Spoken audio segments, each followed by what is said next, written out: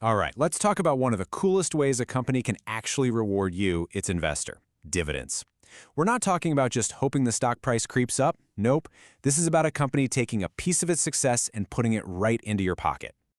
You know, it's a great thought, isn't it? Like, beyond just the stock's value, what if the company literally just shared its profits with you? Well, guess what?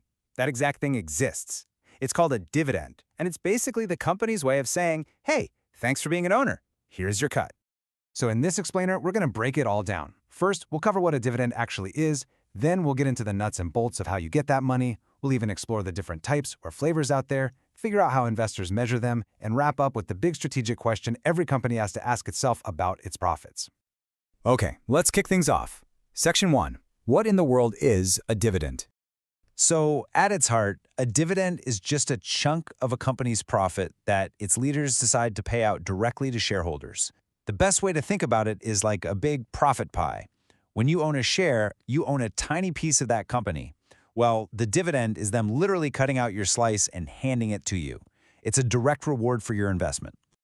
So a company's made a profit and they've decided to share the love. That's awesome.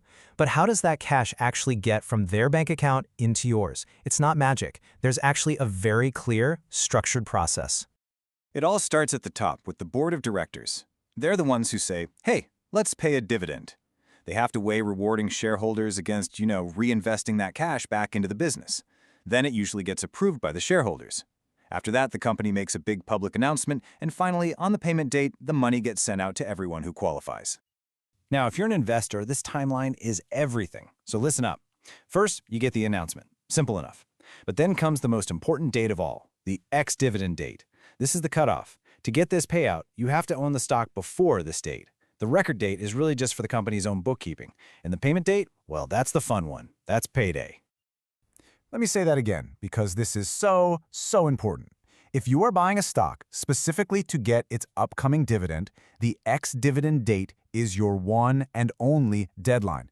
If you buy the stock on or after that date, sorry, that payment goes to the person who sold it to you. Buy it the day before, that dividend is all yours. Seriously, always know your ex-dividend dates. Okay, so when we say dividend, our minds usually jump straight to cash hitting our account. But companies can actually get a little creative here. It turns out there are a few different flavors of dividends they can hand out. Right, so cash is definitely king. It's the most common by a long shot. Just a simple payment for each share you own. But a company could also issue a stock dividend, where they give you more shares instead of cash. This is pretty cool because it lets them reward you while they hold on to their money. Property dividends? Super rare. Think of a company sending you some of its actual products. And finally, you've got the special dividend, which is like a one-time bonus, usually after the company had a fantastic year. This really gets to the heart of the trade-off between the two most common types. Cash gives you income right now, but you're also going to pay taxes on it this year.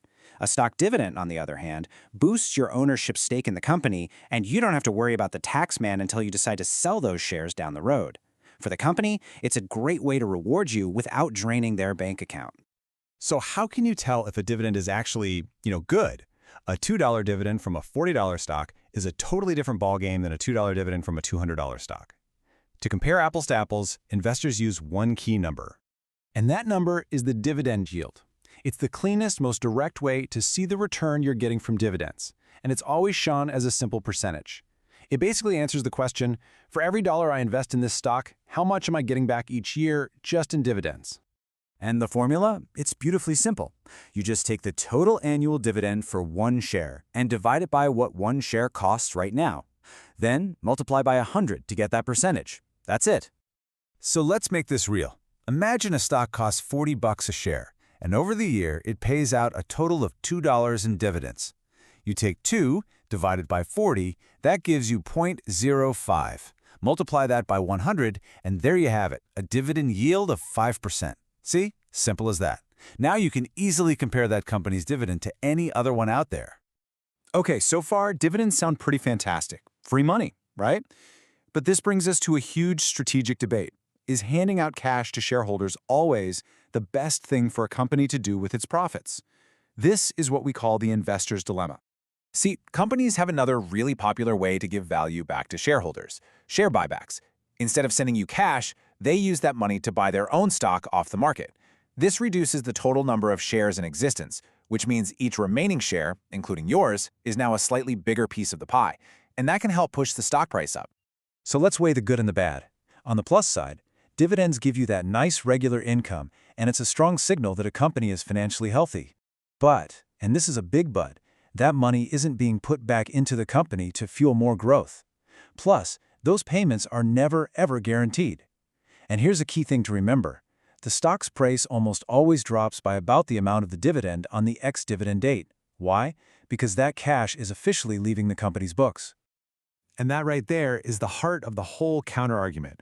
A lot of people, especially investors in young, fast-growing companies, think every single spare penny of profit should be plowed right back into the business. Their argument is that fueling innovation, research, and expansion will create way more value in the long run through a higher stock price than a small cash payment ever could. And that's really the big question to leave you with. When you see a company paying a steady dividend, is it a sign of a stable, mature business rewarding its loyal owners? Or is it a quiet signal that maybe, just maybe, that company's best growth days are in the rearview mirror? The answer, well, it really depends on the company and what you, the investor, are truly looking for. Don't forget to subscribe to the channel, like the video, and click on the bell icon to turn on notifications.